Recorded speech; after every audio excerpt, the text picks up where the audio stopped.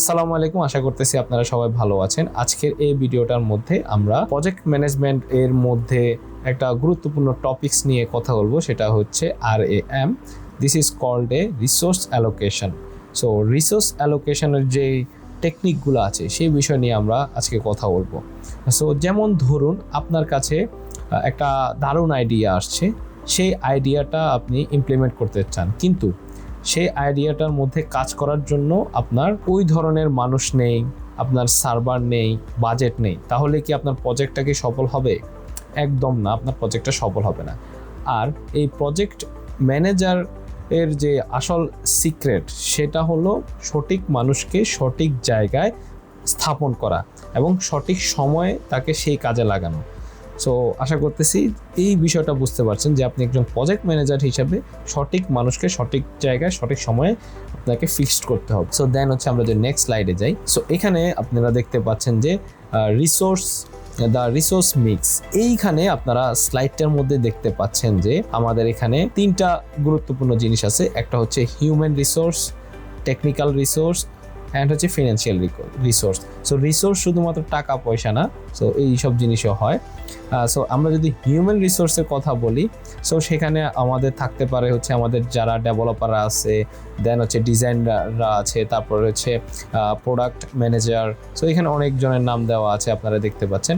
এবং হচ্ছে কিউএ ইঞ্জিনিয়াররা আছে যারা সফটওয়্যারটাকে টেস্ট করবে। দেন হচ্ছে আমরা যদি টেকনোলজির ক্ষেত্রে দেখি, টেকনোলজির ক্ষেত্রে আমাদের সার্ভার আছে, ক্লাউড ইন্টারফেস আছে, দেন হচ্ছে ডেভঅপস টুলস যেগুলো আছে, ডেভেলপমেন্ট এনভায়রনমেন্ট যেগুলো আছে, সেগুলো হচ্ছে আমাদের টেকনিক্যাল যে রিসোর্স সেগুলো।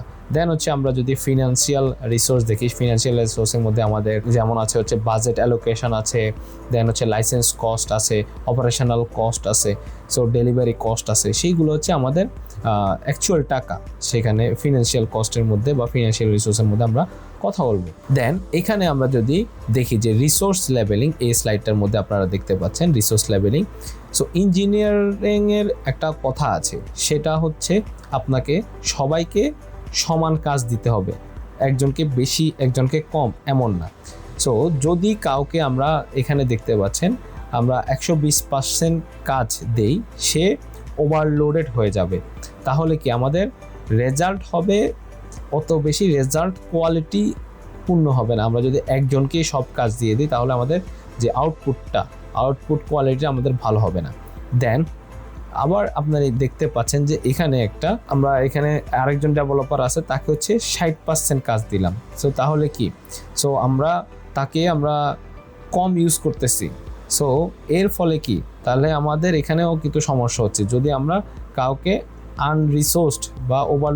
আনরিসোর্সড করে ফেলি, মানে তাকে আমরা কম ইউজ করতেছি, তাহলে আমাদের এখানে বাজেটটা খরচ বেশি হয়ে যাচ্ছে। তাকে আমরা শুধু টাকা দিচ্ছি, কিন্তু সে কাজ কম করতেছে। সো আমাদের টার্গেট হবে হচ্ছে আমাদের যেই কোনো কাজ অ্যালোকেশনের সময় 80 থেকে 100%-এর মতো তাকে কাজ অ্যালোকেশন করব।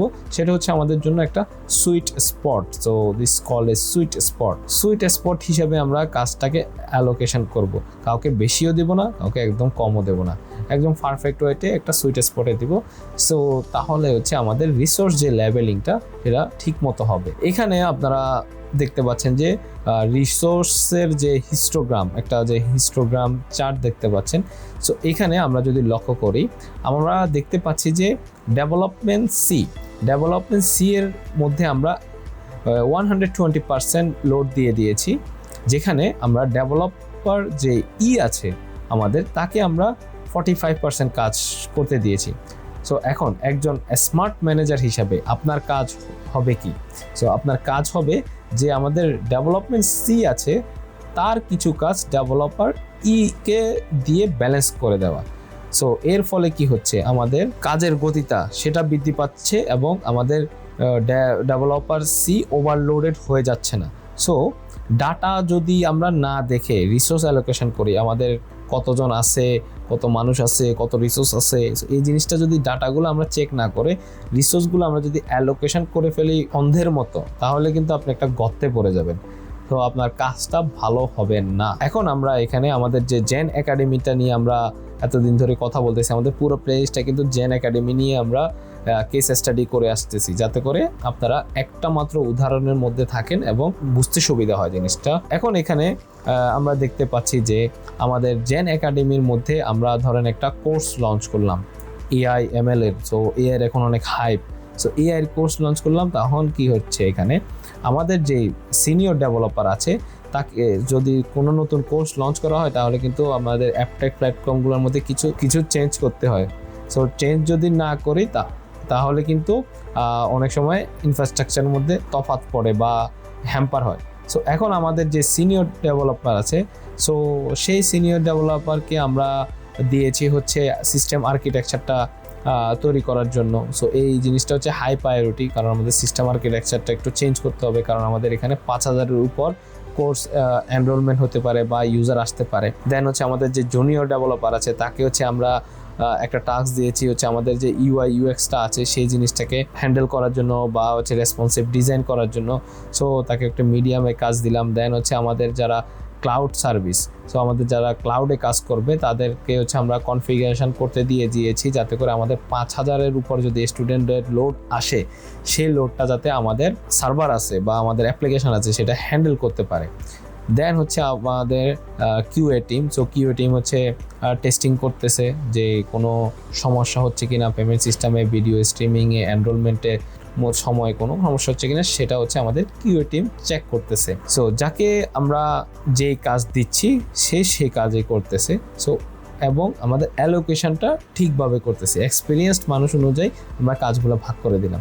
So this is like a smart allocation type system বা অ্যালোকেশন প্রসেস আমাদের জেন একাডেমির মধ্যে আমরা করলাম। আমরা হচ্ছে ধরেন হচ্ছে কনক্লুশনে চলে আসছি। সো দিন শেষে রিসোর্স ম্যানেজমেন্ট হলো মানুষেরকে ধরেন হচ্ছে সম্মান করা বা টেকনোলজি সঠিকভাবে ব্যবহার করা, যার যেই যতটুকু করা দরকার তার যে সম্মানের পজিশন সেটা দেওয়া থাকে, এবং আমাদের যে রিসোর্সগুলো আছে সেই রিসোর্সগুলোকে সঠিকভাবে কাজ করা। সো প্রজেক্ট ম্যানেজার হিসাবে আপনার প্রজেক্ট যত বড় হোক, আপনার টিম যদি রাইটলি ব্যালেন্স থাকে সাকসেস আপনার আসবেই। ঠিক আছে, আপনার টিমকে আপনাকে ব্যালেন্স করতে জানতে হবে। সো আপনি একজন লিডার হবেন, প্রজেক্ট ম্যানেজার।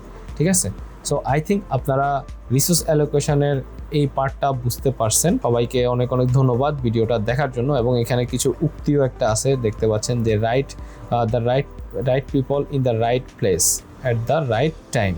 ওকে, এই তিনটা জিনিস আমাদেরকে মাথায় রাখতে হবে। ঠিক আছে, রিসোর্স অ্যালোকেশনের ক্ষেত্রে। সো সবাইকে অনেক ধন্যবাদ, গুড বাই।